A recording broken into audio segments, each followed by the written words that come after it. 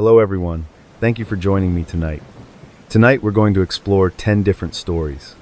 These cases come from all over the world and are all strange, dark, and very real. They involve things that seem impossible, but actually happened. I'm so glad you're joining me on this chilling journey. Now, let's get to the first case of the night. Before we get into the details of the man found in the center of this chaos, if you could please take the like button's wireless mouse and replace the battery with a single, perfectly shaped piece of frozen cocktail shrimp, so it starts to rot just as they reach the most intense part of their day. That would be wonderful. Thank you. We are going back to April of 2009, to a scene that would baffle even the most seasoned forensic investigators.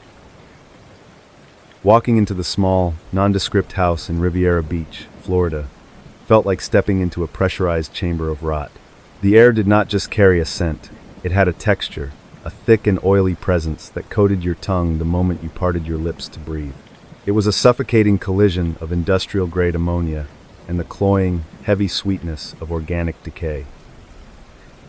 The humidity of the Florida coast had trapped these fumes inside, allowing them to ferment into a biological haze that made your eyes sting. In the corner of the dim living room, the only sign of activity came from a wall of high-end server towers. Their cooling fans were spinning at maximum revolutions per minute, creating a relentless, high-pitched mechanical whine that vibrated through the floorboards. It was a cold, indifferent sound that stood in sharp contrast to the absolute ruin of the man lying just a few feet away.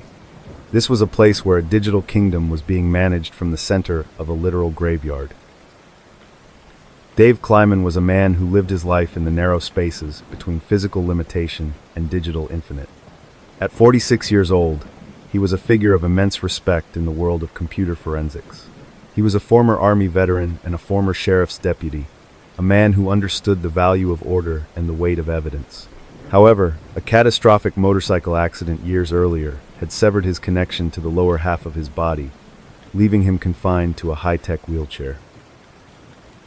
His daily routine was a masterclass in disciplined isolation. Every morning, he would navigate his wheelchair through the narrow hallways of his home, moving from his specialized bed to a workstation that looked like it belonged in a gut. He would spend 18 or 20 hours a day submerged in encrypted data, solving puzzles that the world's most powerful agencies could not crack. To his peers, he was an indestructible force of nature, a man who lived through a screen. The physical world, for Dave, had become a secondary concern. His home was not a place of comfort, but a laboratory. The walls were lined with racks of hard drives, their blue and green LED lights flickering in a rhythmic, hypnotic pattern. The sound of his existence was the constant, staccato clack of a mechanical keyboard and the soft hum of the electric motor on his chair. He was a digital titan, a man who could move mountains of data with a single keystroke while his physical body remained stationary.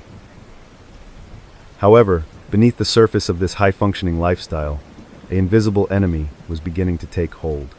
It started as a minor skin irritation, a common but dangerous side effect of prolonged paralysis. In the brutal heat of a Florida summer in 2009, that irritation provided a doorway for aggressive staph infection. It was a biological glitch, a microscopic invasion that Dave treated with the same cold, detached logic he applied to a corrupted file on a hard drive. Rather than seeking immediate hospital care, Dave began to stock his home with mountains of medical supplies. He purchased crates of sterile gauze, gallon jugs of ammonia, and industrial-sized rolls of paper towels. He was attempting to perform high-level wound care on himself, turning his bedroom into a makeshift, one-man infirmary. He believed he could out-engineer the infection, applying a step-by-step protocol to his own failing health as if he were debugging a piece of faulty software. The process was grueling and grotesque. You can picture him sitting in his wheelchair, surrounded by the glow of his monitors, meticulously cleaning his own wounds with harsh chemicals that would make most people gasp in pain. He would use the ammonia to disinfect every surface he touched, creating an environment that was chemically sterile but biologically collapsing. The scent of the cleaner became so potent that it began to strip the finish off his wooden furniture, creating a white, chalky residue. As the weeks of 2009 stretched on, the physical environment of the house began to mirror the internal decay of his body. The clean room aesthetic he once maintained was overtaken by the debris of his medical struggle. Used bandages were discarded in corners, and piles of blood-stained paper towels began to grow like paper monuments to his endurance. Yet, through the fever and the mounting agony, the computers never stopped running. Their fans continued to pull the toxic air through their heat sinks. By mid-April, the digital pulse that Dave maintained with the outside world began to flatline. He was an active member of various cryptography mailing lists, often engaging in deep, technical debates with a figure known as Satoshi Nakamoto. They were working on a radical project, a decentralized digital currency called Bitcoin. But Dave's responses, usually sharp and technical, became sluggish and filled with typos. Then, the emails stopped altogether. The digital world noticed the silence immediately. His friends and family, used to his long periods of deep work, initially thought he was simply in the zone. But as the days turned into a week, with no logins and no phone calls, a heavy sense of dread began to settle over those who knew his history. When the local authorities were finally called to perform a welfare check, they found the front door locked from the inside.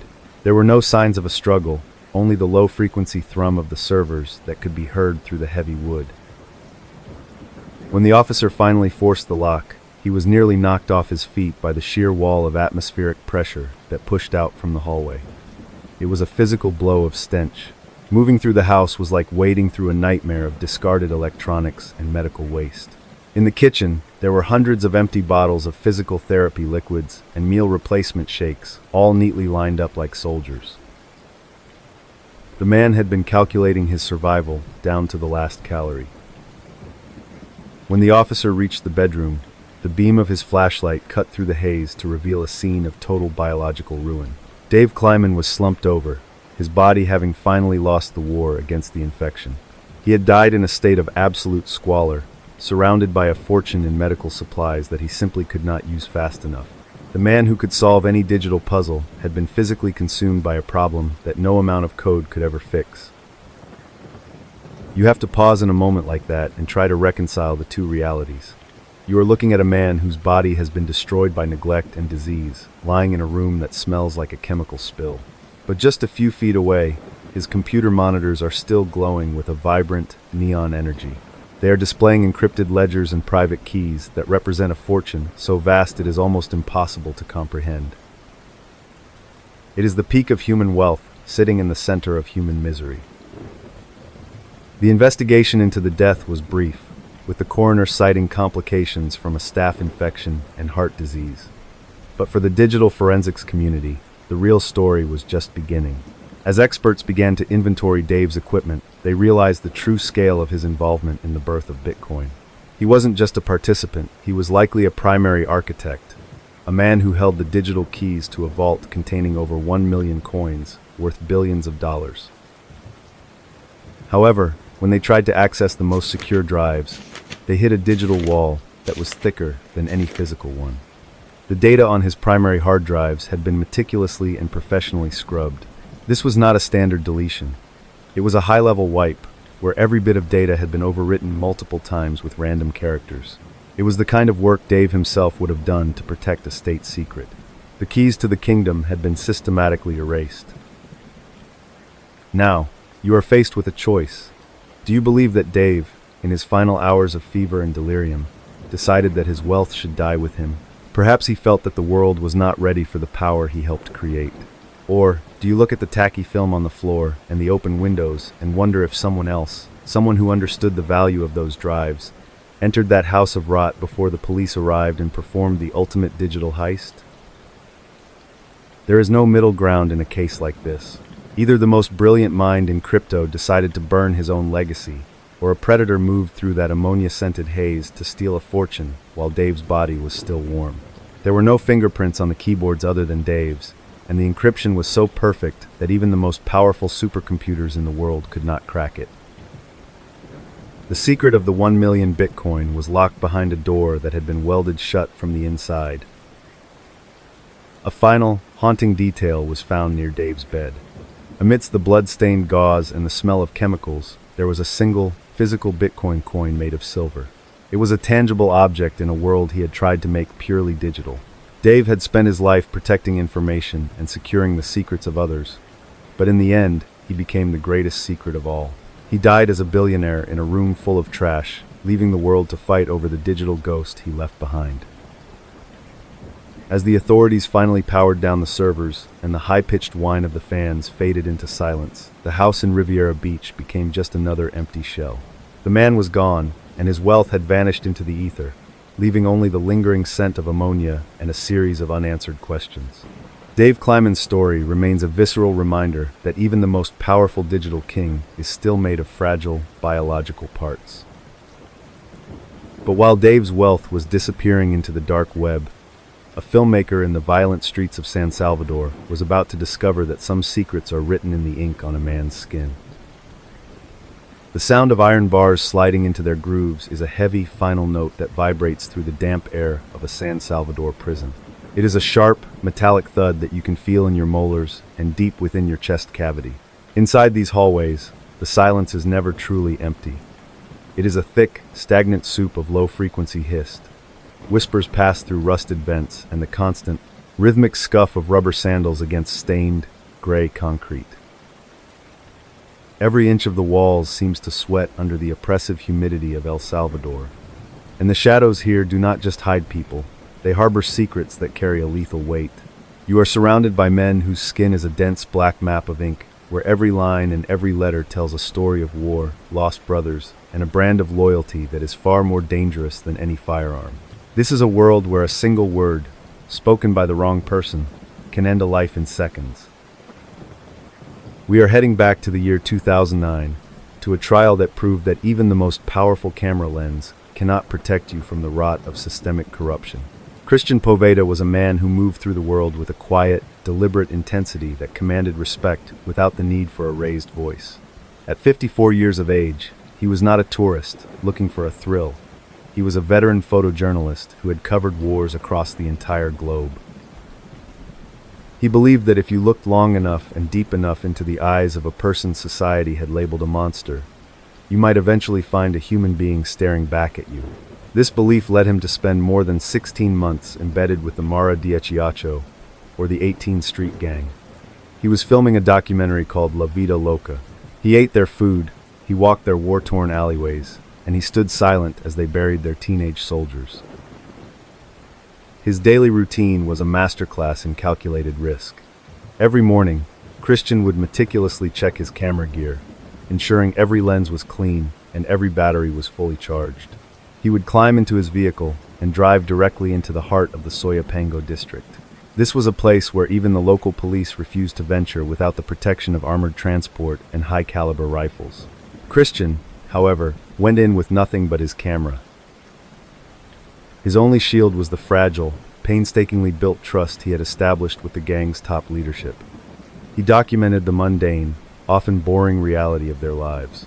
He filmed the way they shared a single meal, the ritualistic way they applied new ink to their faces to mark a kill or a loss, and the crushing, soul-level poverty that acted as the primary fuel for their cycle of violence.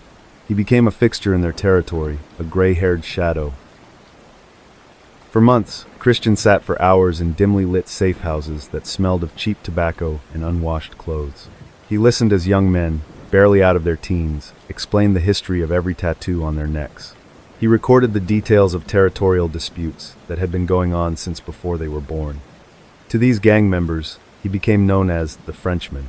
He was the one man who was finally telling their side of the narrative to the world. The process of gaining this access required a level of patience that few human beings possess. Christian did not judge, he observed. He would spend entire days waiting for a single moment of genuine emotion, watching as hardened killers showed a brief flash of tenderness toward their children or their mothers. He was constructing a bridge between the normal world and the underworld, believing that transparency was the only way to break the cycle of blood. However, as the midpoint of 2009 arrived, a subtle, chilling shift began to ripple through the ranks of the Mara 18. The atmosphere in the safe houses, once filled with a cautious openness, grew cold and sharp. The conversations would stop whenever Christian walked into a room. The once friendly greetings were replaced by long, unblinking stares and sidelong glances that felt like the edge of a blade pressed against the skin of his neck. The gang members began to interrogate him about the destination of his raw footage. They wanted to know why he was recording so many faces, and who besides the international film festivals was going to see the tapes. A growing friction developed, a feeling that the oxygen was being sucked out of every room he entered. Paranoia in the gang world is not just a personality trait, it is a survival mechanism that can override years of friendship and loyalty.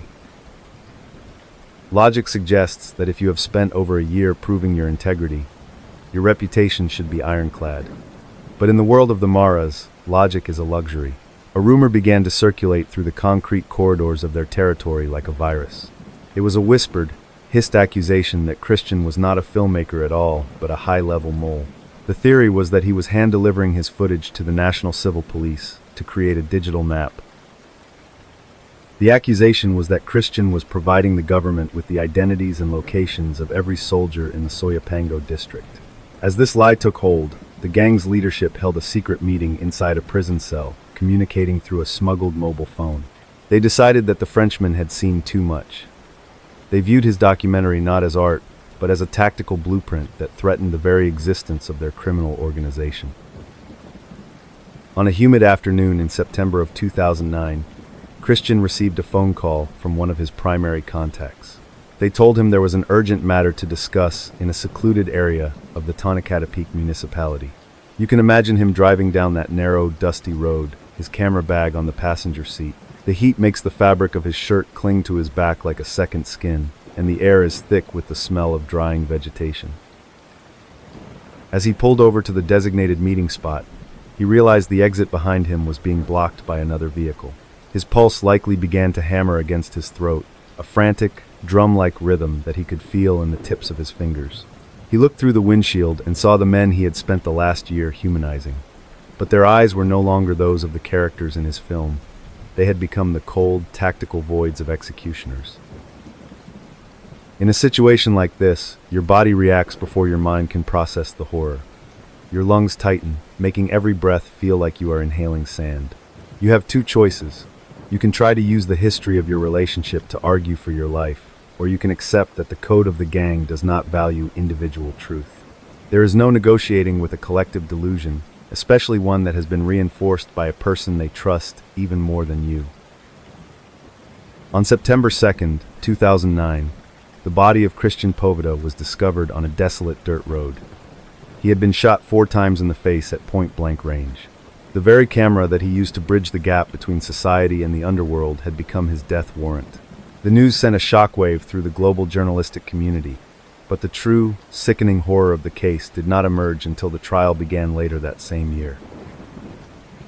The Salvadoran authorities launched a massive, lightning-fast sweep of the area, arresting 31 members of the Mara de Ixioco. Among those pulled in was a man who represented the absolute peak of betrayal. His name was Nelson Lazo Cabrera, and he was a high-ranking officer in the National Civil Police, the very organization Christian was accused of helping. The investigation revealed that Cabrera was not a hero, he was a mole for the gang. For years, Officer Cabrera had been feeding the gang tactical information and protection in exchange for a share of their profits. When he realized that Christian's documentary might inadvertently expose his own corrupt relationship with the gang, he took action. He was the one who planted the seed of the lie. He told the gang leaders that Christian was an informant, knowing full well that their paranoia would do the rest of the dirty work for him. The officer had used his position of power to murder the only man who was trying to tell the truth. During the trial in late 2009, the testimony revealed a staggering level of treason. The gang had executed their most sympathetic witness to protect a corrupt policeman who was using them as disposable tools. It was a perfect, tragic circle of manipulation. Christian Poveda died because he believed in the humanity of men who were being led by a ghost. The verdict for the 31 defendants was a grim milestone in Salvadoran history. While many were sentenced to long prison terms, the root of the problem, the total infiltration of the police by the Maras, remained a festering wound. Christian's film, La Vida Loca, was eventually released to the public. It stands as a haunting, visceral testament to a world that ultimately consumed the only person who was brave enough to look at it without blinking. As the final cell door clanged shut on the conspirators, the echoes of Christian's work remained as a reminder of the price of truth in a land ruled by shadows. The rhythmic sound of those iron bars served as a funeral march for a man who died for a lie. But while the tragedy in El Salvador was born of violent paranoia, a much more silent and methodical predator was beginning her work in the suburbs of Japan, using the guise of a perfect wife to kill. The steam rising from a heavy ceramic pot carries the scent of red wine, slow-cooked beef, and bay leaves. It is a smell that promises safety, comfort, and the kind of domestic stability that many men spend their entire lives searching for. In a quiet apartment in Saitama, Japan, the kitchen is a temple of precision. The knife hits the wooden cutting board with a rhythmic, soft thud, slicing through root vegetables with effortless grace. This is the art of the perfect wife. But as the savory aroma of the stew fills the hallway, it begins to mingle with a much sharper, more industrial scent. It is the dry, dusty smell of compressed sawdust and carbon. In the corner of the living room, tucked away from the elegant dinner setting, a small pile of black charcoal briquettes sits waiting. They look innocent enough, like the remnants of a summer barbecue, but in this enclosed space, they are the components of a silent and invisible executioner. Kane Kojima was not the woman most people expected to see on a Black Widow suspect list. At 34 years of age, she did not possess the sharp, aggressive features of a cinematic villain. Instead, she radiated a soft, traditional charm. She was a woman who celebrated the old-world values of Japan, portraying herself as a dedicated student of the culinary arts and a woman whose only desire was to care for a husband and a home. She was a master of the konkatsu. Konkatsu is a term used in Japan to describe the intense, calculated hunt for a marriage partner. In 2009, this culture was exploding online. Kane utilized specialized websites to cast a wide net, targeting middle-aged men who were often lonely, financially stable, and deeply traditional.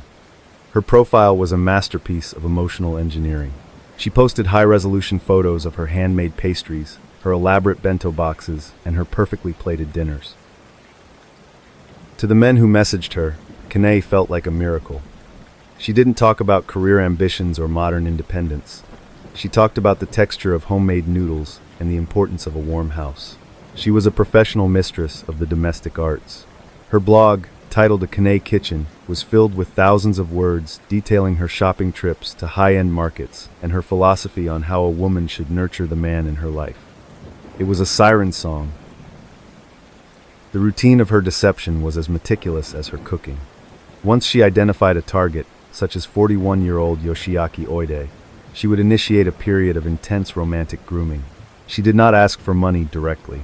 Instead, she created a narrative where she was a student of high-end cooking who occasionally needed help with tuition or living expenses, so she could focus entirely on becoming the ideal partner.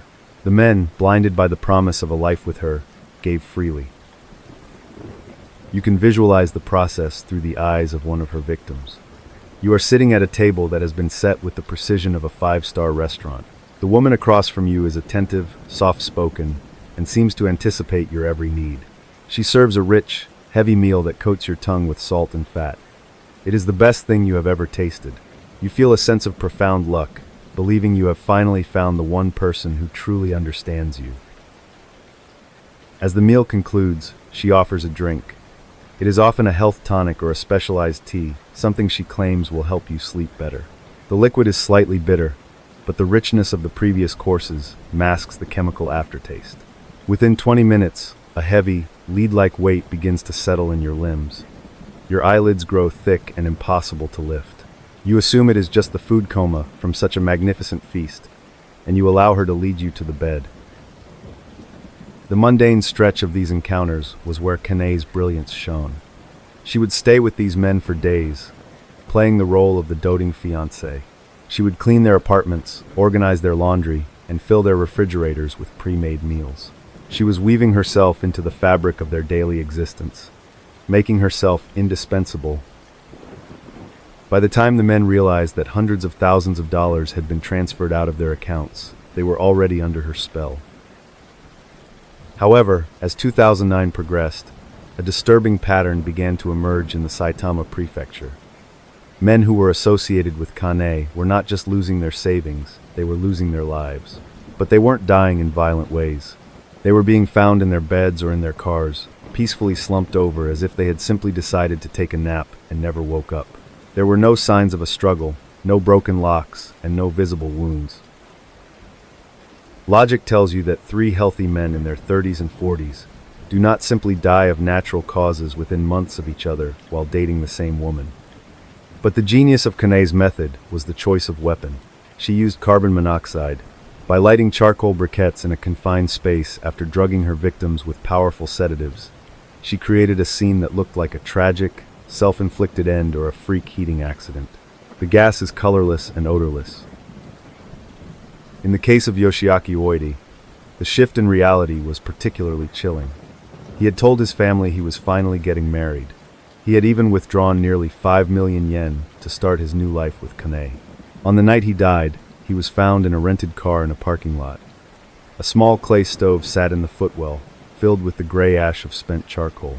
To the first officers on the scene, it looked like a standard case of lonely heart despair. It was too clean. You are now standing at a crossroads of perception. You can look at the evidence and conclude that these men were simply overwhelmed by the pressures of life and chose to end it. Or, you can look at the bank statements. You can see that every time a man fell asleep near a charcoal grill, Kanay's bank balance swelled by tens of thousands of dollars. You have to decide if the woman in the apron is a gourmet chef or a cold-blooded technician of death. In September of 2009, the Saitama police decided to stop looking at the cooking and start looking at the chemistry.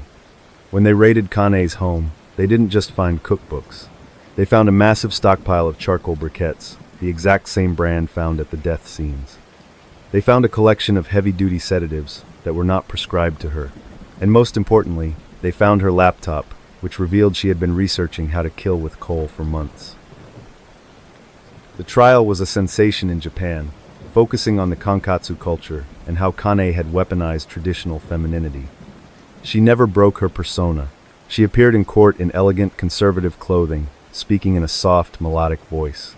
She claimed the money was all gifts, and that the men had died because they couldn't handle the intensity of their love for her. She maintained the lie of the perfect wife, even as the evidence of her black widow nature became overwhelming. During the proceedings, investigators revealed that she had swindled over $1 million from her victims.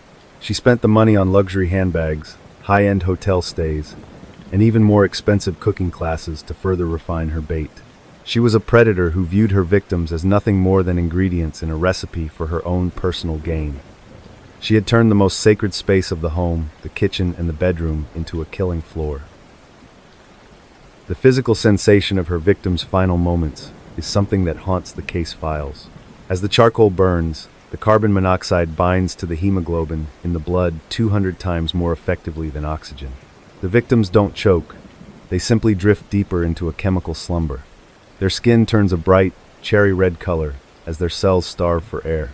It is a quiet, warm, and utterly terrifying way to leave the world, orchestrated by a person they trusted completely. Kanay Kijima was eventually sentenced to death, a rare verdict for a woman in Japan. Her appeal was denied in 2017, but her story remains a cornerstone of digital age crime. She proved that the internet allows a predator to build a facade so thick and so convincing that even the most basic survival instincts can be bypassed by the promise of a home-cooked meal. She was the bride who brought the fire, but only to burn everything her victims owned. As the heavy doors of the detention center closed on Kanay, the legacy of the charcoal bride continued to linger like the smell of smoke in an old house. She had mastered the art of the mundane to hide the monstrous. But while Kanay used the warmth of a stove to kill, across the world in Moscow, another king was about to find out that being the master of the meat industry made him the primary target in a much more violent kind of hunt. The streetlights of Moscow in September do not provide warmth. They cast a clinical, pale yellow glare onto the damp pavement that looks more like bone than asphalt. In the affluent Krylatskoye district, the air carries the faint, metallic scent of expensive exhaust and the cooling engines of luxury sedans. Everything here is designed to scream success.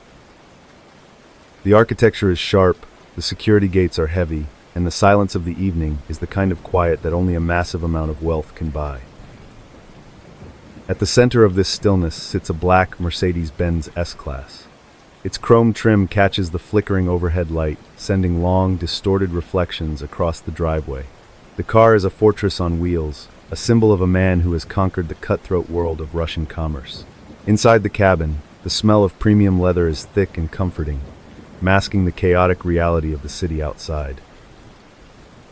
For the man behind the wheel, this vehicle is not just transport. It is a throne made of steel and glass. But as the engine is switched off, the cooling metal begins to tick a rhythmic, percussive sound that counts down the final seconds of a dynasty. In the shadows of the nearby apartment block, eyes are watching the reflection in the chrome. The lead gray barrels of automatic weapons are leveled with professional precision. The Sausage King is about to find out that in the high-stakes game of Moscow business, being at the top of the food chain only means that everyone else is hungry for your position.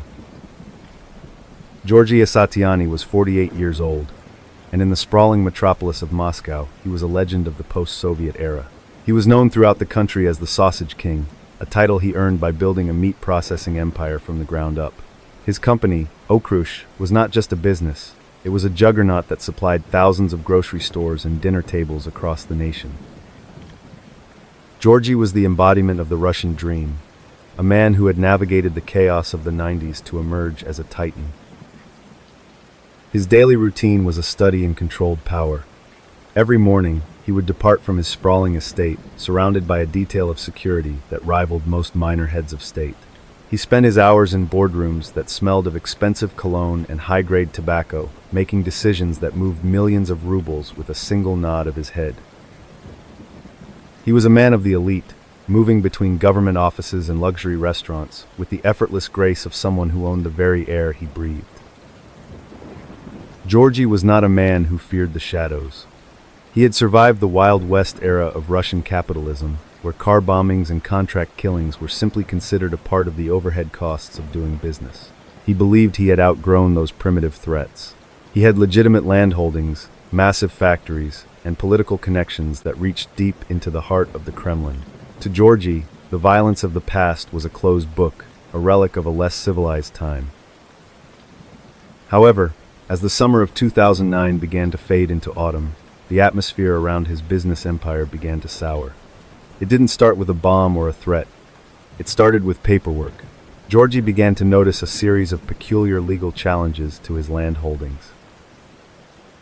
Minor government officials started performing unscheduled inspections of his factories, and his lawyers were buried under a mountain of frivolous lawsuits that all seemed to point toward a single, coordinated effort to destabilize his control.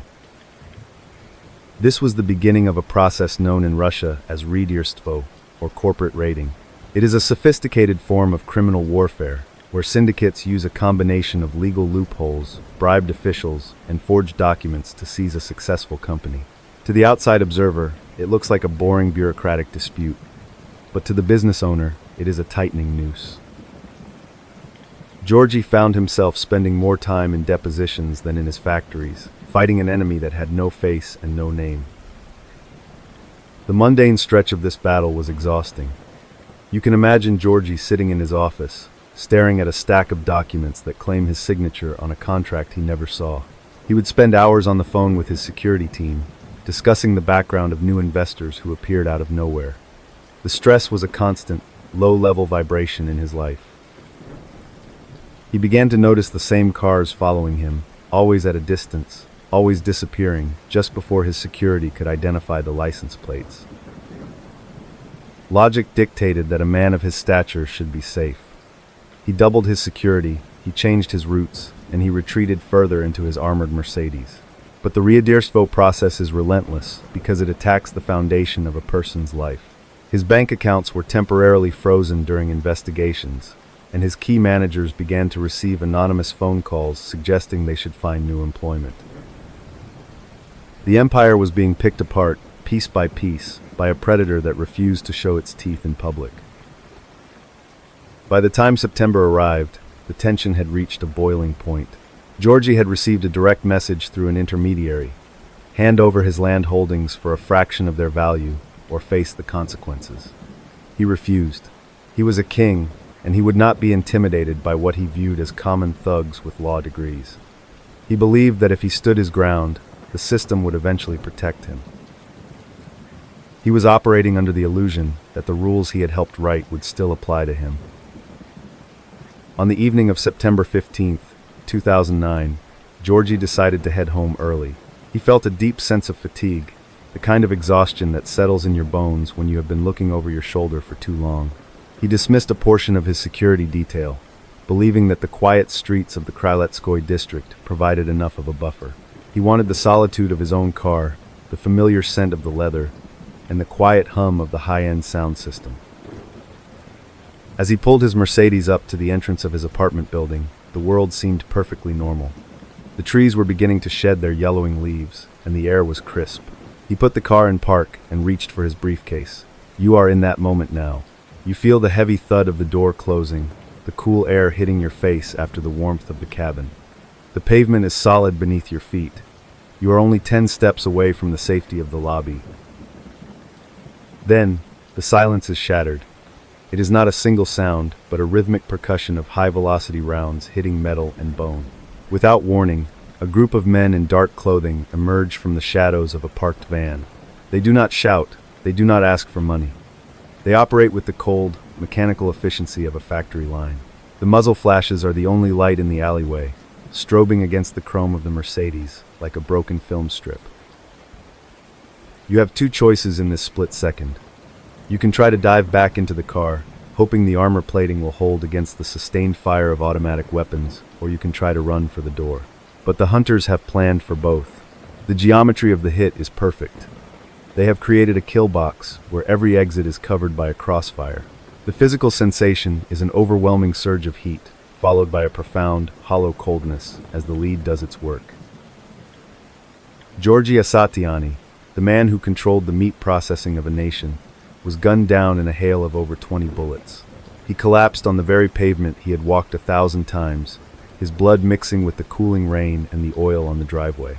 The hit was over in less than 15 seconds.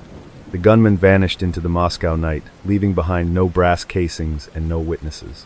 It was a clean kill, a professional signature left by a syndicate that wanted to send a message. The investigation that followed was a masterclass in bureaucratic stalling.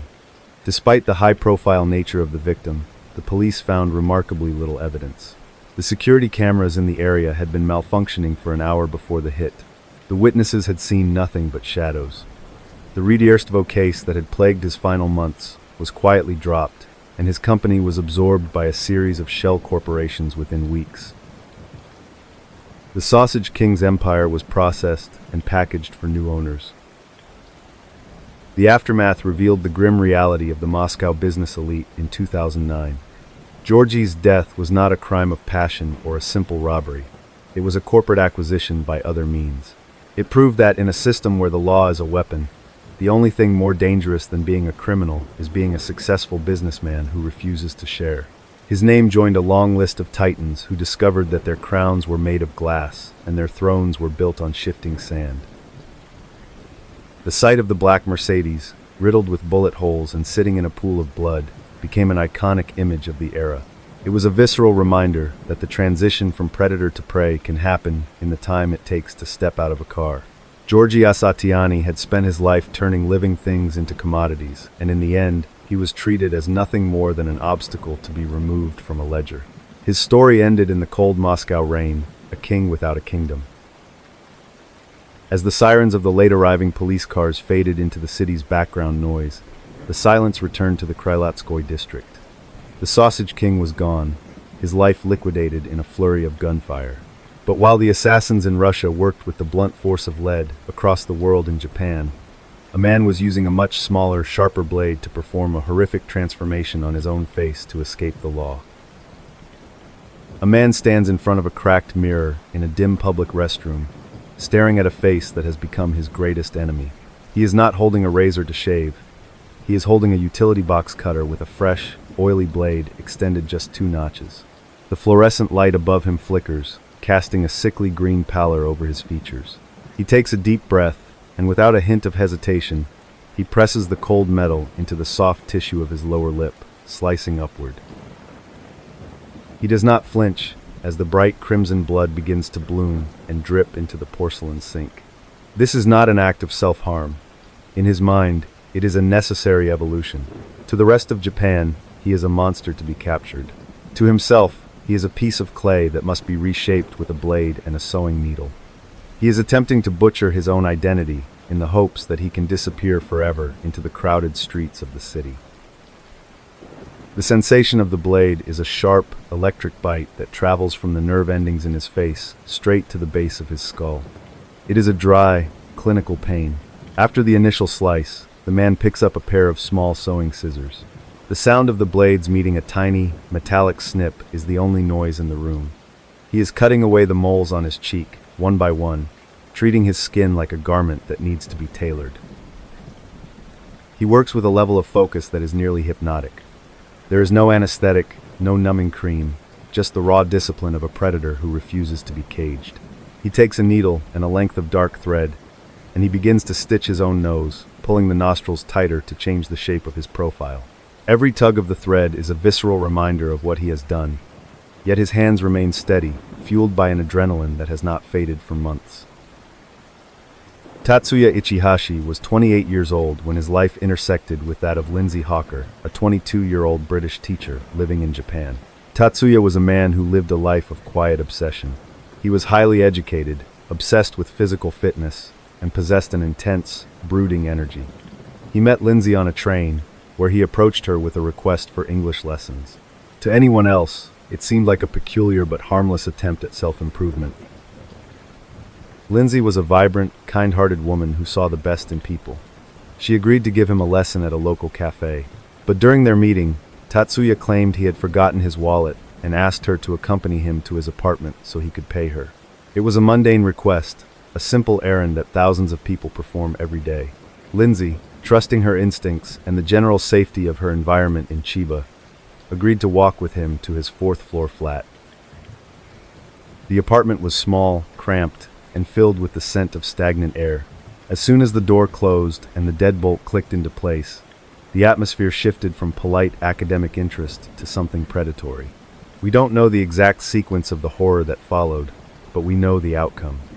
Tatsuya Ichihashi did not want an English lesson. He wanted total control.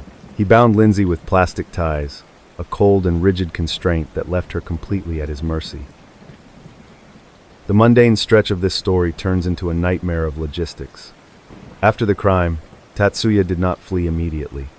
Instead, he began a grueling process of concealing the evidence. He went to a local hardware store and purchased several large bags of potting soil and sand. He also bought a large plastic bathtub.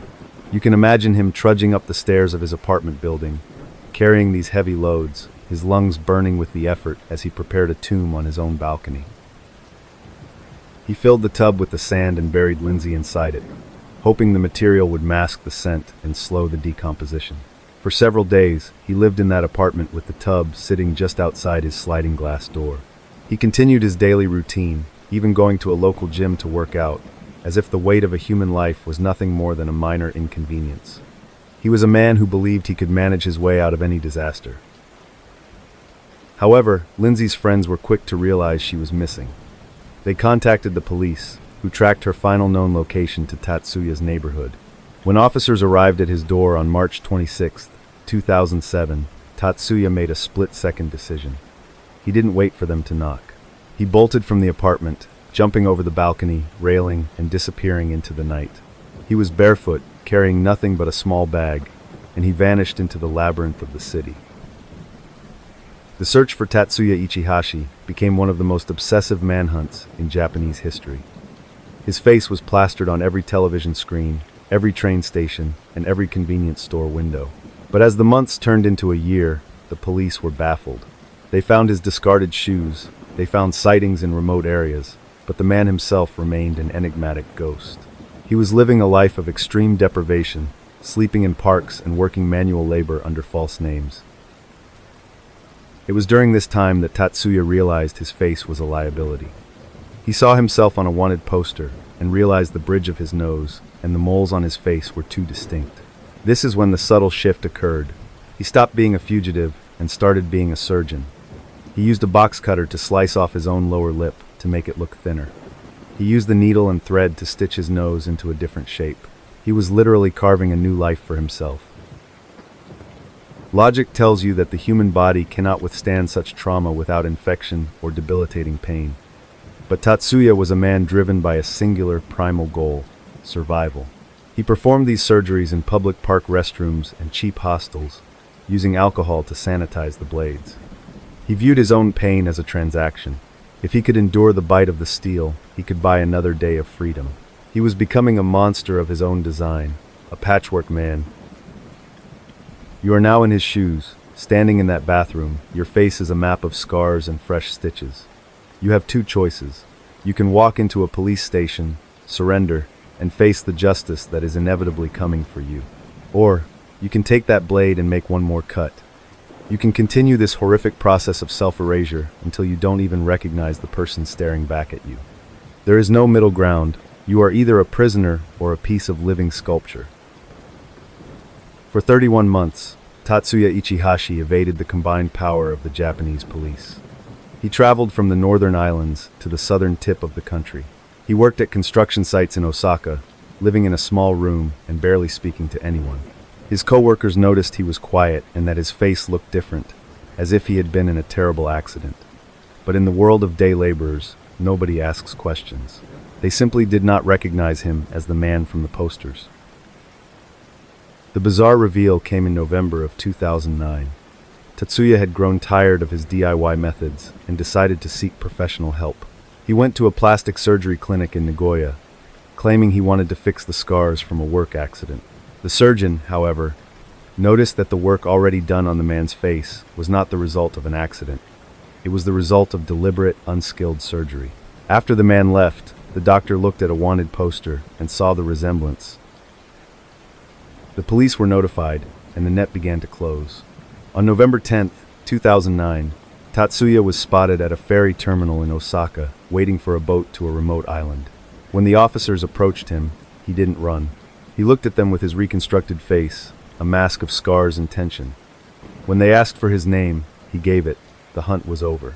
The man who had cut his own face to stay free had finally run out of room to hide. The physical reality of his capture was a moment of profound anticlimax. After 2 years of living as a ghost and performing horrific acts of surgery on himself, he was just a thin, tired man in a windbreaker. When he was brought into the station, the officers were stunned at the level of mutilation he had inflicted upon himself.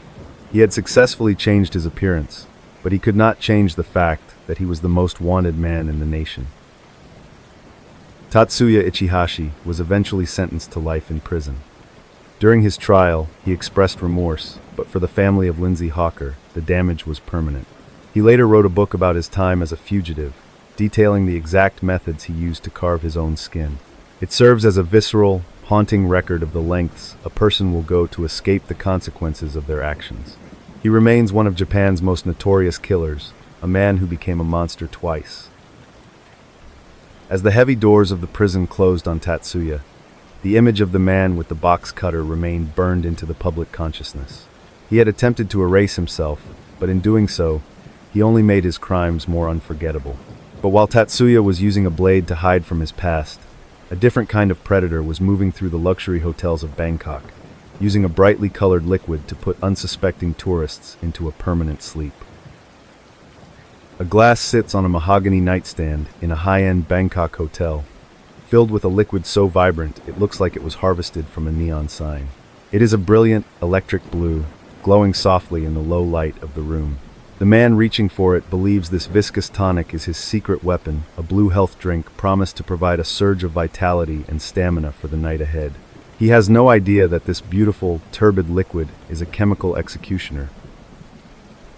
The sight of the city from the 20th floor is a frantic kaleidoscope of neon pinks, greens, and blues reflecting off the wet pavement far below. Inside the suite, the air is thick with the scent of expensive perfume and the hum of the air conditioner fighting the tropical humidity. The blue liquid in the glass catches the light of a nearby lamp, swirling with a faint, pearlescent quality. It looks inviting, cold, and entirely lethal to anyone who dares to take a sip. Mark Henderson was 45 years old and felt like he was at the absolute peak of his life. He was a successful executive from London who viewed his annual trip to Thailand as a reward for his grueling corporate schedule.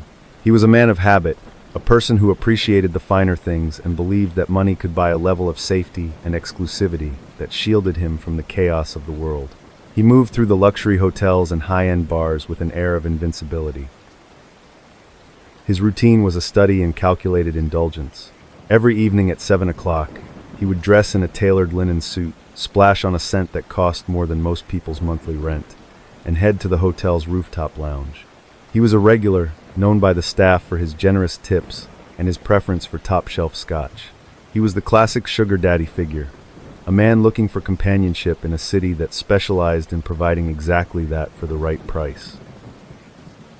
The process of the honey trap was as refined as a professional sales pitch. Mark was approached by a group of women who radiated elegance and charm. They didn't look like street-level predators. They looked like socialites.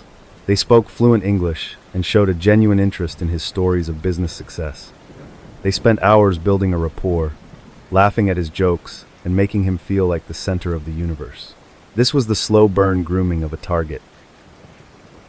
After a few rounds of drinks, the conversation would take a turn toward the private.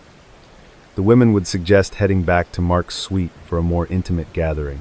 They would mention a special health tonic. They had brought with them a blue drink that was supposedly a local secret for energy and longevity.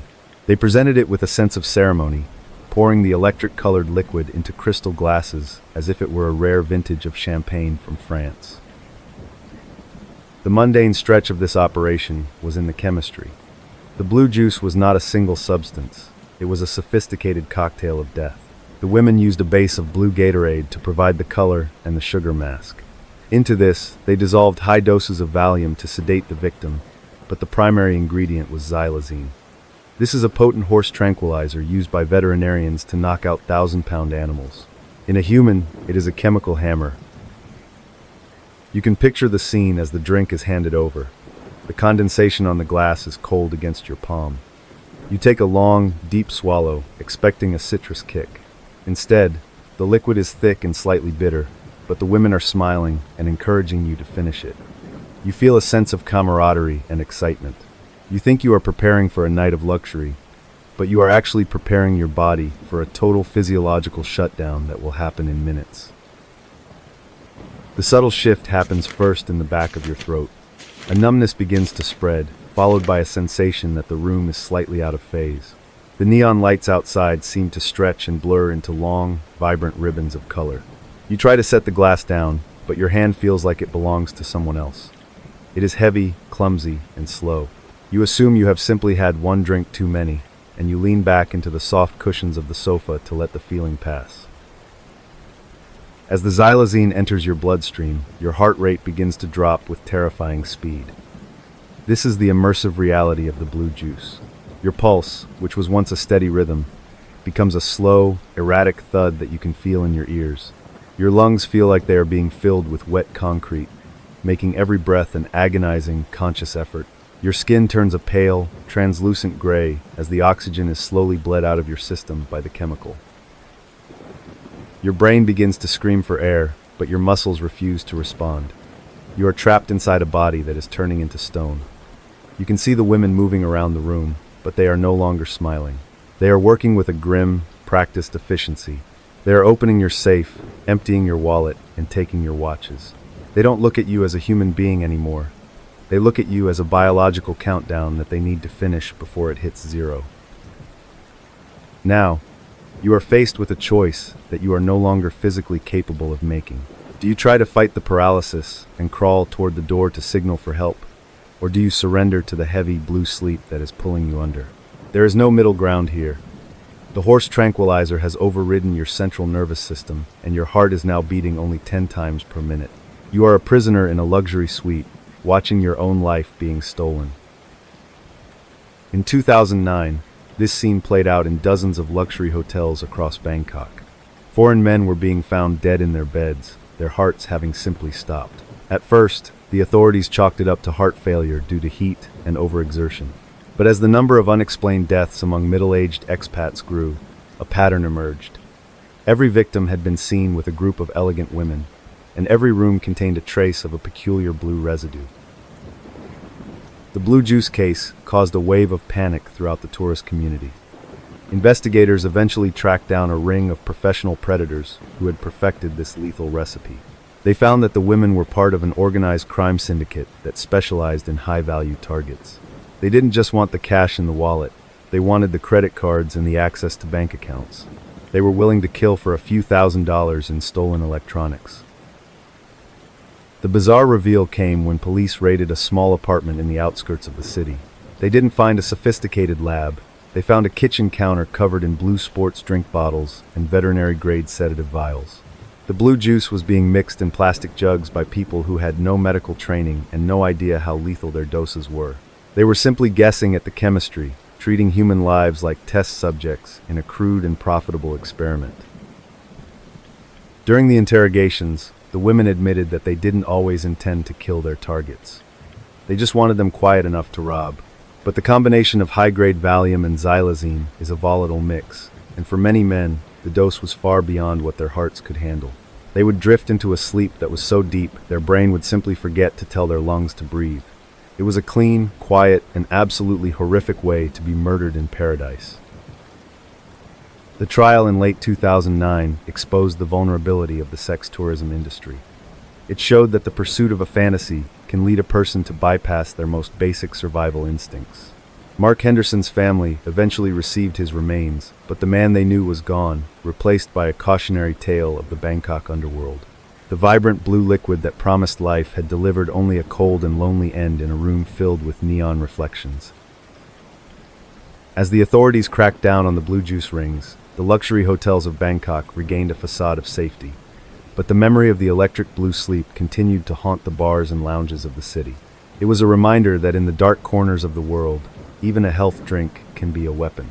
But while the predators in Thailand used chemistry to kill across the world in Russia, an activist was about to face a much more direct and violent form of execution. The wind whistling through the window sill of a speeding vehicle on the highway of Kabardino-Balkaria carries a heavy, mournful tone. It is a persistent, high-pitched hum that vibrates against the glass, matching the rhythmic thrum of the engine beneath the floorboards. On this late afternoon of October 25, 2009, the sky over the North Caucasus is the color of bruised iron, sagging low over the jagged peaks in the distance. The silence inside the cabin is profound, broken only by the steady rotation of the tires against the coarse, gray asphalt. Everything about the environment feels weighted, as if the air itself is thick with the anticipation of a storm. But as you navigate the long, sweeping curves of the road, that natural silence is obliterated by a sound that is entirely mechanical and terrifyingly familiar in this part of the world. It is the dry, staccato bark of automatic fire, a rapid-fire percussion that sounds like a massive hammer being driven into a hollow steel drum. It is a sound that signifies the end of a life and the beginning of a haunting enigma. The cold, sharp tang of ozone and burnt propellant fills the air in an instant, a scent that triggers a primal, gut-level alarm. As the first rounds strike the vehicle, the sound of glass shattering is not a single crash, but a crystalline explosion. Thousands of tiny, razor-edged fragments spray across the interior like a cloud of frozen rain, catching the dim afternoon light as they embed themselves into the fabric of the seats and the skin of the driver. It is a sensory overload of heat, noise, and the metallic smell of blood. Maksharip Ashev was 43 years old, and in the Republic of Ingushetia, his name carried a weight that few others could match. He was a man of medium build, with a face that seemed carved from the very mountains he lived among, lined with the experience of 1,000 tragedies, but anchored by a pair of eyes that never wavered. He was a successful businessman, but his true vocation was much more dangerous. He was the man who kept the records of the ghosts. He was the primary documenter of enforced disappearances in the region. His life was a meticulously structured act of defiance. He spent his days in a modest office, surrounded by stacks of manila folders that were bulging with the stories of men and women who had been snatched off the streets by unidentified security forces. He recorded the dates, the times, the license plates of the dark vans, and the names of the witnesses. For Maksharip, these files were not just paper. They were the only evidence that these human beings had ever existed. He was the librarian of the lost, a role that put him in the crosshairs. The routine of his work was a masterclass in calculated bravery. He knew that every phone call he made was being monitored, and that every car that followed him was a potential threat. Yet, he continued to drive across the borders of the neighboring republics to meet with grieving mothers and terrified witnesses. He carried a sense of duty that acted as a suit of armor, believing that the truth, if documented with enough precision, could eventually provide a shield against the violence of the state. He was a man who lived by the ledger. The mundane stretch of his final journey was a study in the geography of the Caucasus. You can picture him behind the wheel, his hands steady on the leather-wrapped steering wheel. The interior of the car smells of stale coffee and the old paper from the folders on the passenger seat. He is moving through a landscape of rolling hills and dense forests, where the road stretches out like a gray ribbon. He monitors his mirrors with a professional detachment, noting the movements of the few other vehicles on the highway with a practiced eye for anomalies. He had spent the morning in the city of Nalchik, and now he was heading back toward his home. The process of driving these roads requires a constant, low-level vigilance. You check the gauges, you adjust the climate control, and you watch the horizon for the silhouette of the police checkpoints that dot the landscape. To an outsider, it looks like a scenic drive through a rugged wilderness, but to Mak Sherip, it was a tactical maneuver through a combat zone where the front lines were invisible and the enemy wore no uniform. As the sun began to dip lower, casting long, distorted shadows across the asphalt, the environment began to feel increasingly claustrophobic. The traffic was thinning out, leaving his car as a solitary target on a long stretch of open road. This is when the subtle shift occurred. A dark sedan with heavily tinted windows and no license plates appeared in his rearview mirror. It didn't try to pass him. It simply maintained a constant, unwavering distance, matching his speed through every turn and every straightaway like a shadow made of steel. Logic dictates that on a public highway, a car without plates should be a glaring red flag for the authorities. But in the North Caucasus in 2009, such vehicles were the hallmark of the Siloviki, the elite security forces who operated outside the boundaries of the law. Maksharip tightened his grip on the wheel, his pulse beginning a slow, heavy thud against his ribs. He increased his speed, but the dark sedan mirrored him perfectly. The air inside the cabin felt like it was being pressurized, making every breath a conscious effort. Then, the trap was sprung with the clinical precision of a military operation. A second vehicle emerged from a side road, accelerating with a roar of its engine to pull alongside Maksharip's car. This was the moment where the world dissolved into chaos. There were no sirens, no flashing lights, and no orders to pull over. There was only the sudden, rhythmic strobing of muzzle flashes from the windows of the second car. The ambush was designed to be a total saturation of the target, leaving no room for escape. The immersive reality of the next 60 seconds is a nightmare of biological and mechanical collapse. You are sitting in that seat, and the first thing you feel is the massive impact of the rounds hitting the side of the car. It sounds like a hail of iron pellets being fired at a tin roof.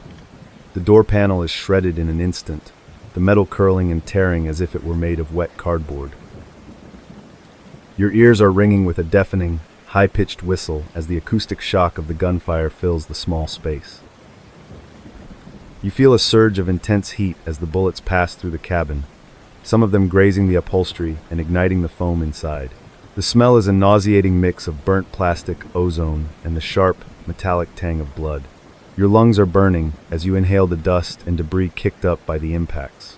You try to steer, but the tires have been blown out, and the steering wheel is jerking violently in your hands as the car begins to fishtail across the asphalt. You are trapped in a disintegrating box of steel. Your body is reacting with a massive flood of adrenaline that makes everything feel as if it is happening in slow motion. You can see the individual cracks forming in the windshield, spreading out like a spider's web. You can see the brass casings flying from the weapons of the gunman in the car next to you, glinting in the dull light. You feel the sharp, stinging bites of the glass on your face and hands, but the pain is distant, overshadowed by the absolute, crushing weight of the percussion hitting your chest. You have two choices in this split second of total catastrophe. You can try to slam on the brakes and hope the gunmen overshoot you, or you can try to ram the attacking vehicle and force them off the road. But the gunmen are professionals. They have positioned themselves in a perfect kill box, where their crossfire covers every possible angle of movement. There is no escape from the geometry of the hit. The 60 rounds of ammunition are distributed with a lethal efficiency that ensures the target is completely neutralized. As the car finally grinds to a halt in a cloud of dust and smoke, the silence that follows is more terrifying than the noise of the guns. The dark vehicles do not stop to check the body. They do not take the folders or the wallet. They simply accelerate and vanish into the gathering gloom of the evening, leaving behind a scene of absolute devastation. Maksharip Ashev, the man who lived to document the crimes of the powerful, had been turned into the very thing he spent his life fighting against, a victim of a lawless execution. The bizarre reveal of the story lies in the immediate aftermath of the shooting. The highway where Maksharip was killed was one of the most heavily monitored roads in the region, situated between two permanent police checkpoints. Yet, the gunmen were able to fire 60 rounds, travel for miles in vehicles without license plates, and disappear without being intercepted.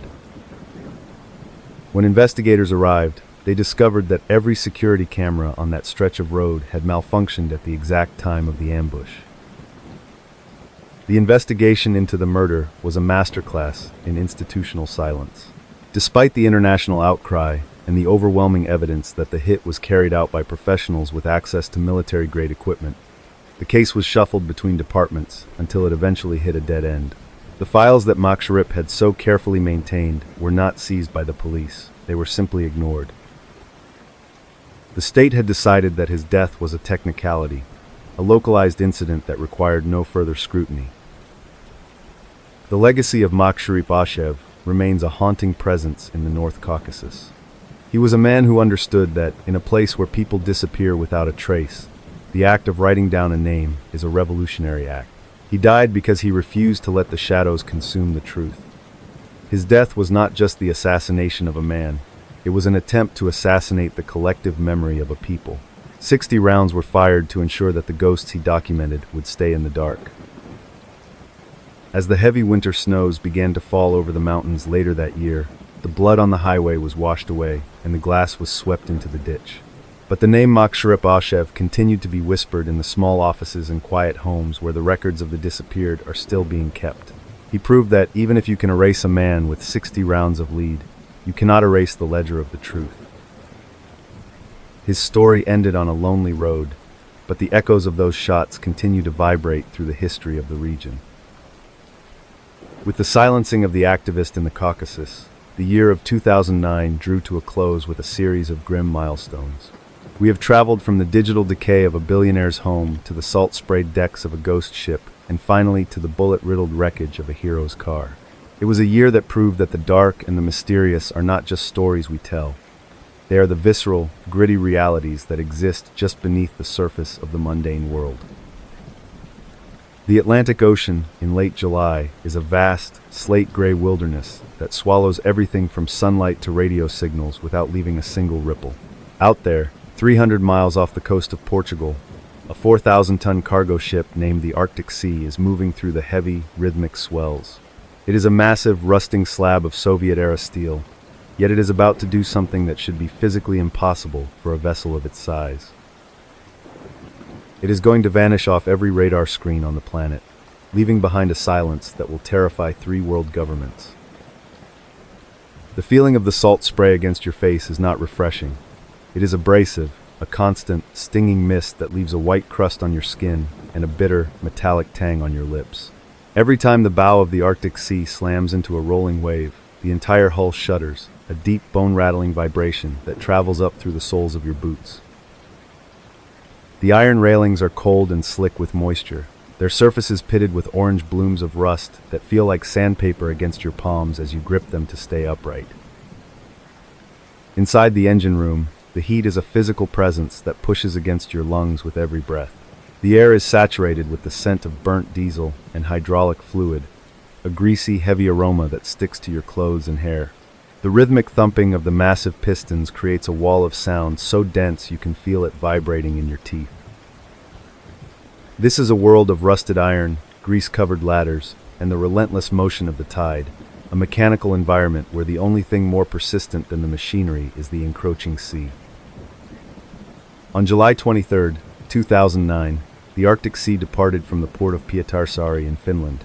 To the dock workers who loaded it, the ship was just another tired freighter doing a routine run through familiar waters. Its manifest was boring and mundane: stating that it was carrying a cargo of sawn lumber worth approximately $1 million, destined for the port of Bijaya in Algeria.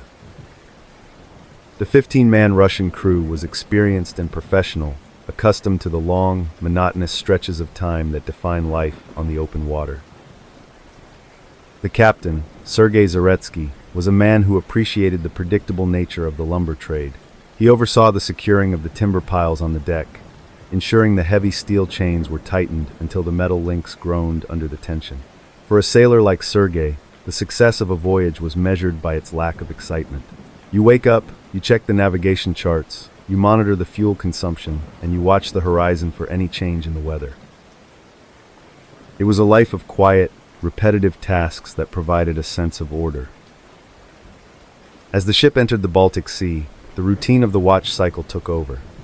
The crew moved through the narrow, dimly lit passageways with the practiced ease of men who knew every weld and every rivet of their vessel. They spent their hours monitoring the radar sweeps, which showed nothing but empty water and the distant, flickering silhouettes of other merchant ships. The kitchen staff prepared heavy, salt-laden meals, and the engineers performed their daily checks on the bilge pumps, listening for any slight deviation in the mechanical hum. Then, while moving through Swedish waters, the routine was shattered by a sight that simply did not fit the logic of the voyage. A high-speed inflatable boat, painted in dark, non-reflective colors and carrying a group of men in black tactical gear, pulled alongside the massive hull. They identified themselves as Swedish police officers through the radio, claiming they were conducting a routine inspection for illegal narcotics. In the maritime world, compliance is the standard response to law enforcement, and Sergei ordered his men to drop the ladder. You are standing on the deck as these officers scramble up the side of the ship. Their heavy tactical boots make a sharp, hollow sound against the steel plates. Something feels off. Their movements are too aggressive, their eyes hidden behind dark, polarized goggles, and their weapons are held with a level of familiarity that suggests they aren't looking for drugs. They move through the ship with a tactical precision that suggests they already have a mental map of the interior. Within minutes, the bridge is seized, and the crew is forced into a windowless cabin. This is where the story takes a turn that defies all standard criminal patterns. These men did not ask for money. They did not take the crew's personal belongings or digital devices. Instead, they began to systematically disable the ship's communication equipment. They dismantled the automatic identification system, the digital beacon that tells the rest of the world exactly where a ship is located. Suddenly, the Arctic Sea, a 4,000-ton slab of iron, vanished from the global tracking network. It became a ghost, moving through the English Channel under fog. For 2 weeks, the ship was missing. World leaders were briefed in private, and the Russian Navy launched a massive search operation involving multiple warships and long-range patrol aircraft. A ransom demand for $1.5 million was eventually sent to the ship's owners, but the amount was absurdly small. Why would a group of highly trained commandos hijack a massive ship and vanish for weeks just to ask for the price of a small apartment? The math didn't add up. The cargo of lumber was not worth the risk of a naval confrontation. You are one of the crew members locked in that cabin. The air is growing thin and uncomfortably hot, smelling of stale sweat and mounting fear. You can feel the ship changing direction, the heavy lean of the hull as it makes a sharp turn that is not on the route to Algeria. The vibration of the engines has changed pitch. They are running at full power now, pushing the ship faster than it was ever meant to go. You can hear the muffled sounds of heavy metal being dragged across the deck above your head, something much denser than lumber. Every time a massive wave hits the side, you are tossed against the rusted interior walls. The salt spray leaks through the porthole seal, dripping onto the floor with a persistent drip drip drip that acts as a ticking clock for your captivity. You realize that you aren't being held by pirates. You are being held by a team that is waiting for a very specific signal. The tension in the room is a physical pressure, a weight on your chest that makes it hard to swallow. You are a passenger on a vessel that has become a pawn in a game. Now, you have to look at the facts and make a choice. Is this a simple case of disorganized criminals who got lucky, or is the lumber on the deck just a decorative cover for something much more dangerous? If you were the Russian government, Would you send an entire fleet of warships to find a load of finished wood, or would you only move that much hardware if the cargo was something that could start a war? There is no middle ground. You are either witnessing a high-seas robbery or a state-level military interception that went wrong. On August 17, 2009, the Russian Navy frigate Ladny finally intercepted the Arctic Sea off the coast of Cape Verde. The pirates surrendered without firing a single shot. They were a group of men from Estonia, Latvia, and Russia, and they were quickly flown back to Moscow for a trial that was shrouded in absolute secrecy. The official story remained that they were simple pirates who wanted a ransom. However, intelligence analysts across the globe began to piece together a much different, more terrifying reality. The theory that emerged was that the Arctic Sea was not carrying wood. It was carrying 300 surface-to-air missile systems, destined for a sanctioned regime in the Middle East. These missiles are some of the most advanced in the world, capable of shooting down modern fighter jets. It was suggested that Mossad, the Israeli intelligence agency, had discovered the shipment and hired a private tactical team to hijack the ship to prevent the missiles from reaching their destination. The Russian Navy was then forced to rescue the ship. The 8 men captured on the ship were convicted of piracy in a lightning-fast trial and sentenced to long prison terms. But the lumber they were supposedly stealing was never fully accounted for, and the ship itself was never allowed to be inspected by independent maritime authorities. The Arctic Sea was eventually towed to a secure port, and its secrets were buried under layers of state-sanctioned silence.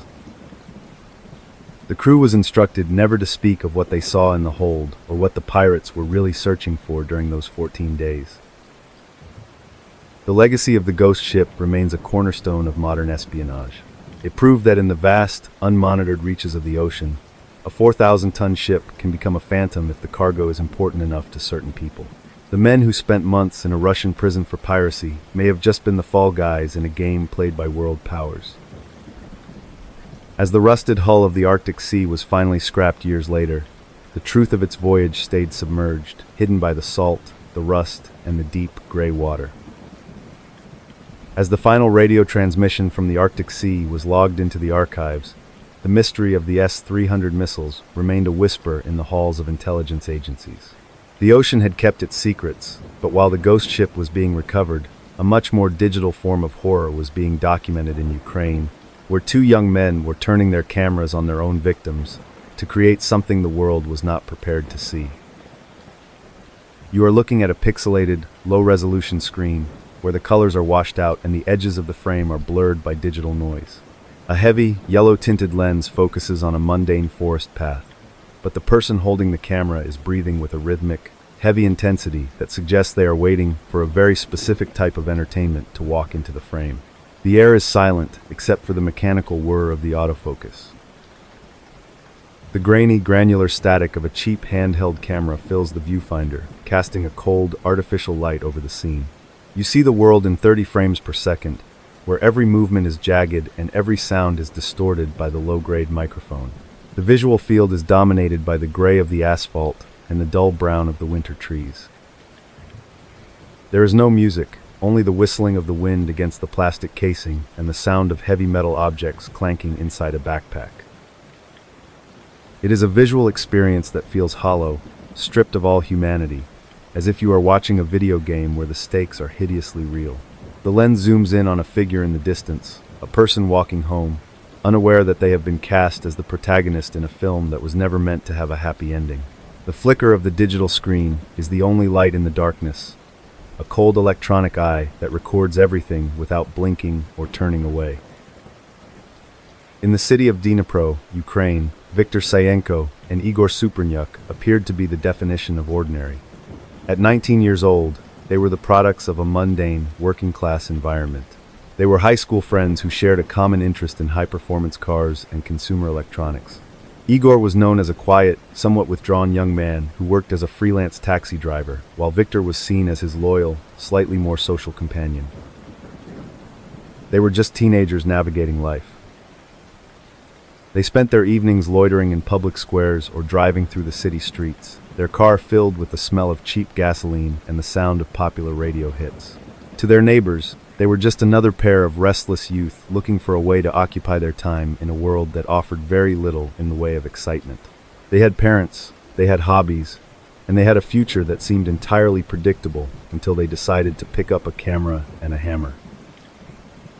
The process of their hobby began with a calculated, step-by-step preparation that mirrored a professional film production. They would start by selecting a location that offered both isolation and a clear line of sight. They didn't look for enemies, they looked for targets of opportunity. This often meant elderly people walking home from the grocery store or teenagers on bicycles. Once a target was identified, the roles were assigned with mechanical precision. One would handle the camera, ensuring the focus was sharp. The other would prepare the tools. These were not sophisticated weapons. They were mundane items found in any hardware store, a heavy yellow hammer and a sharpened screwdriver. They would wait in the shadows, their breathing synchronized with the mechanical whir of the camera's motor. They would check the lighting levels and the remaining battery life on the camcorder, making sure that not a single second of the upcoming encounter would be lost to a technical error or a blurry frame. They would approach their victims from behind, ensuring the element of surprise was absolute. The strike with the hammer was delivered with a level of force that was designed to incapacitate immediately, followed by a methodical use of the screwdriver. Throughout the entire ordeal, the cameraman would adjust his position to get the best possible angle, zooming in on the expressions of the victims and the physical impact of the tools. They were not just killing, they were producing a specific type of media. They would spend hours after each event reviewing the footage on a laptop in a quiet bedroom, critiquing the framing and the performance of the person in front of the lens. They were obsessed with the visual documentation of the transition from life to death, treating human suffering as a technical challenge to be captured in the highest possible resolution. They analyzed the way the light hit the blood and the way the body reacted to each strike, looking for the perfect shot. The mundane stretch of their lives continued between these sessions. They would return to their parents' homes, eat dinner, and talk about mundane things like car repairs or upcoming parties. They maintained a digital presence on local forums, participating in normal conversations while their hard drives were filled with thousands of photos and hours of video. They were living a double life, where the boundary between the real world and the snuff world was a simple mouse click on a desktop folder. They were building a library of horror, one frame at a time, believing that the anonymity of the digital age would protect them from the consequences of their actions. They treated the 21 people they murdered during that 2007 spree as mere data points in a larger project of online notoriety. They even curated the files, naming them and organizing them by date and quality. It was a professional filing system for a series of crimes that defied any human logic. The subtle shift in the investigation occurred when police noticed a logic error in the way the murders were being carried out. Usually, a criminal wants to hide their tracks, but these individuals were leaving a trail of high-resolution digital footprints. They were taking trophies, but not physical ones, they were taking digital ones. The authorities found that the maniacs were not just random thugs, they were operating with a specific, twisted goal. They were hoping to create a commercial product. They were attempting to sell their films to a wealthy foreign buyer who specialized in snuff content for the dark web. The realization was chilling. The murders were not the end goal. They were the raw materials for a business transaction. The logic was no longer about hate or impulse. It was about the market value of a human life captured on a memory card. This commercialization of death was a departure from everything the local investigators had ever seen in the region. The physical sensation of being the subject of their lens is a nightmare of biological panic. Your heart hammers against your ribs with such force it feels like it might fracture the bone. Adrenaline floods your system, making your vision narrow until you can only see the yellow head of the hammer swinging toward you. There is a moment of profound, icy clarity where you realize your life is being reduced to a sequence of digital bits and electromagnetic charges. When the first impact occurs, the pain is not immediate. It is a dull, heavy thud that vibrates through your entire skull, followed by a total loss of equilibrium. You feel the grit of the dirt against your cheek as you fall, and the last thing you see is not the face of your attacker, but the cold glass eye of the camera lens hovering just inches from your eyes. The sound of your own labored breathing is the only thing you can hear over the high-pitched whine of the recorder. You feel the coldness of the evening air on your skin, but it is quickly replaced by a spreading warmth that you know shouldn't be there. Every time the camera zooms in, you feel a surge of primal terror, a realization that your final moments are being choreographed for an audience you will never meet. Your lungs feel heavy, and your vision begins to dissolve into a sea of static, mirroring the very footage that is currently being recorded by the two men standing over you. You are now faced with a choice that tests the very limits of your empathy. You can choose to look directly into that viewfinder and witness the absolute nadir of human behavior, or you can turn away and pretend that the digital age hasn't created a new breed of predator that views your suffering as a viral video. There is no middle ground in this interrogation of the soul. You either accept that human life can be treated as disposable content, or you fight against the normalization of it. This is not a story about a crime. It is an interrogation of what we are willing to watch for the sake of a fleeting moment of morbid curiosity. The lens is focused on you, and the record button is glowing a steady, malevolent red. Do you want to be the one who clicks play, or do you want to be the one who pulls the plug on the entire industry? The choice is yours, but the camera is already rolling, and the two 19-year-olds are waiting for your reaction. The reveal came in July of 2007, when police finally tracked the two teenagers down after they tried to sell a stolen mobile phone belonging to one of their victims. But the true horror was uncovered inside their apartments. Investigators found dozens of gigabytes of footage, including the infamous video that would later be known online as Three Guys, One Hammer. This video documented the brutal murder of Sergei Yatsenko, a man who was simply out for a walk. The footage was so visceral that many of the investigators had to leave the room to avoid physical illness.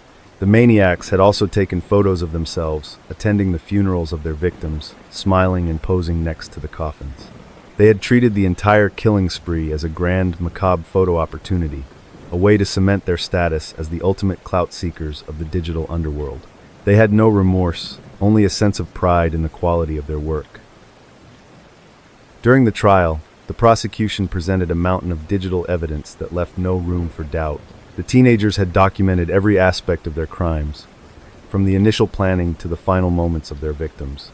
They had created a digital archive of death that was as comprehensive as it was horrifying. The court was forced to watch hours of footage, witnessing the cold-blooded efficiency with which the two 19-year-olds operated in the shadows of Dnipro. On February 11, 2009, the verdict was finally handed down. Viktor Sayenko and Igor Supranyuk were sentenced to life in prison for the murder of 21 people. They showed no emotion, staring blankly at the families of their victims as the judge read the details of their digital atrocities. The case became a landmark in the history of cybercrime, proving that the internet could inspire a level of depravity that was previously unimaginable in the physical world. The viewfinder killers were removed from society, but their digital ghosts continued to haunt the darker corners of the web. As the prison doors closed on the two teenagers, the world was left to grapple with the realization that the camera lens can be as lethal as any blade. But while the horror in Ukraine was being processed by a laptop, a cult in Brazil was seeking eternal life through a much more ancient and visceral form of consumption inside a quiet apartment in Porto Alegre. The white door of the refrigerator in the small, unassuming kitchen in Porto Alegre hums with a low, vibrating energy that feels almost alive in the silence of the night. It is a mundane appliance, the kind you would find in any suburban home, covered in colorful magnets and grocery lists. But as you reach for the handle, a cold, metallic chill travels from the plastic grip up your arm, settling in the marrow of your bones. This is not a place for milk and eggs. Inside, the light flickers with a sickly, pale blue hue, illuminating shelves that are packed with plastic containers and foil-wrapped packages. But as you peel back the lids, the smell that greets you is not one of leftovers or fresh produce. It is a heavy, cloying scent of iron mixed with an unnatural sweetness that sticks to the roof of your mouth. You realize that the boundaries between a domestic kitchen and a ritual altar have been dissolved in the most visceral way possible. We are heading back to the year 2009, to a residential street in Brazil where the neighborly smiles hit a hunger that was ancient and terrifying. Jorge Beltrão Negromonte da Silveira was 51 years old and appeared to be a man of quiet, academic intensity. He was a karate instructor and a former professor, a man who spoke with a measured, calm authority that drew people toward him. He lived with his wife, Isabel, and his mistress, Bruna, in a complex domestic arrangement. To the outside world, they were an eccentric but harmless trio of spiritual seekers. They were often seen walking through the local markets, selecting fresh vegetables and gourmet spices with the care of professional chefs. Jorge was known for his philosophical ramblings and his deep interest in the occult, often talking about the need for purification in a world he viewed as fundamentally corrupt. He had a way of looking at you that made you feel like he was seeing directly into your soul. His daily routine was a study in ritualistic discipline. Every morning, he would light bundles of sage and thick, dark incense that filled the apartment with a dense, gray smoke.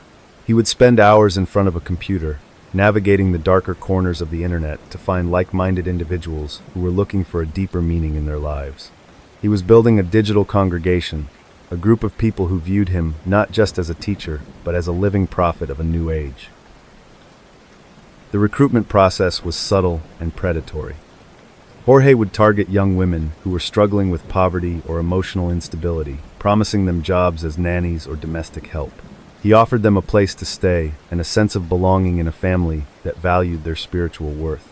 He was a master of emotional grooming, using a combination of religious fervor and fatherly concern to bypass the survival instincts of his victims. He made them feel safe before he made them dinner. The mundane stretch of life inside the apartment was where the indoctrination took place. The three of them lived in a state of constant prayer and ritual preparation. They practiced a distorted version of voodoo mixed with their own dark revelations. Jorge would lead them in long sessions of meditation where they would visualize the removal of impurities from the human race. They viewed themselves as the janitors of the spiritual world, tasked with cleaning up the souls of the unworthy. You can visualize the layout of the kitchen as Jorge begins his work. The counters are wiped down with industrial cleaner, leaving a scent of bleach that battles with the aroma of the simmering spices. He is a perfectionist. He handles the meat with a level of reverence that borders on the erotic, slicing it into small, uniform cubes for his special empanadas. He believes that by consuming the flesh of a pure victim, he is absorbing their life force and protecting himself from demons. The process of the purification was a multi-day event. Once a victim, like 20-year-old Jessica Pereira, was lured into the home, the atmosphere shifted from welcoming to clinical. They would hold her in a room filled with the sound of chanting and the flicker of black candles. Jorge would explain to her that her body was merely a vessel for a greater purpose. He spoke with such conviction that the victims often became paralyzed by a combination of fear and psychological manipulation. After the ritual execution, which Jorge described as a sacred liberation, the work in the kitchen would begin in earnest. They were not just cannibals, they were artisans. They would use the human meat to create traditional Brazilian meat pies, which they would then eat themselves and, in a move of profound depravity, sell to their neighbors and the local community. They viewed this as a way of purifying the neighborhood, spreading the essence of their victims through the food chain. As 2009 progressed, the subtle shift in the neighborhood began with the smell. It wasn't the smell of rot, it was the smell of constant, heavy cooking. The neighbors noticed that the trio was always producing large batches of meat pies, far more than 3 people could ever consume. There was a constant flow of cleaning supplies being brought into the apartment, gallons of bleach and piles of scrubbing brushes. The prophet was keeping his sanctuary exceptionally clean. Logic suggests that if you are killing people in a crowded apartment building, someone will eventually hear a struggle. But the cult operated with a level of silence that was nearly supernatural. They timed their rituals to coincide with the loudest parts of the day, or they used the sound of Jorge's karate classes to mask the screams. They were hidden in plain sight, protected by the mundane nature of their daily lives and the professional reputation that Jorge had built over decades. The physical sensation of being inside that apartment during a ritual is a nightmare of sensory overload. The heat from the stove makes the air shimmer, and the scent of the spices becomes so intense it makes your head throb. You can feel the vibration of the refrigerator and the floorboards, a constant reminder of what is hidden behind the white door. Your skin feels tight, as if the very walls are closing in on you, and your lungs struggle to pull oxygen through the thick, incense-heavy air. You are now in the position of the investigating officer who has been called to the scene after a missing persons report led back to Jorge's address. You walk into the kitchen, and you see a man who looks entirely normal. He is polite, he is helpful, and he offers you a seat at his table. You have two choices. You can accept his explanation that the missing woman moved away, or you can trust the knot of dread that is forming in the pit of your stomach and open that refrigerator door. In 2009, the Porto Alegre police made the choice to open the door. When they did, the reality of the cult's purification project was revealed in a series of plastic containers. They found the remains of at least 3 women, refrigerated alongside household staples like margarine and soda. The contrast between the domestic and the demonic was so sharp it caused one of the officers to collapse. The prophet had turned his kitchen into a literal factory of human consumption. The bizarre reveal came during the trial, when Jorge, Isabel, and Bruna admitted to their crimes with a sense of pride. They described their actions not as murders, but as a religious service to the world. Jorge claimed he was a vessel for the spirits, and that the consumption of the flesh was necessary for his eternal life. He even wrote a detailed, 200-page book titled Revelations of a Schizophrenic, where he outlined the exact spiritual logic behind the cannibalism and the recipes. The trial exposed the dark potential of isolated, internet-fueled cults. It showed how a charismatic leader could use the language of spirituality to justify the most horrific biological violations. The voodoo cannibalism case shocked Brazil and the world, highlighting the vulnerability of the urban poor to predators who offer a false sense of salvation. The trio was sentenced to decades in prison, but the psychological impact on the community that had unwittingly consumed their meat pies was permanent. As the authorities cleared the apartment and the refrigerator was finally hauled away, the silence that returned to the street was cold and hollow. The prophet was behind bars, his dreams of eternal life replaced by the gray reality of a prison cell. But the memory of the empanadas and the blue light of the fridge continued to haunt the residents of Porto Alegre. It was a visceral reminder that the most terrifying monsters are often the ones who offer you a warm meal and a polite smile. The case of the Porto Alegre cannibal cult brings our journey through the year 2009 to a close. From the digital decay of a crypto pioneer to the ritualistic horrors in Brazil, we have seen that the dark and the mysterious do not just exist in the shadows. They live in our kitchens, our cars, and our computer screens. The year was a testament to the fact that human nature, when pushed to its limits, is capable of things that no amount of logic can ever truly explain. That is going to do it for tonight. If you enjoyed these stories, please remember to hit the like button and subscribe. We have plenty more stories coming your way very soon. I am so glad you joined me. Please stay safe. Until next time.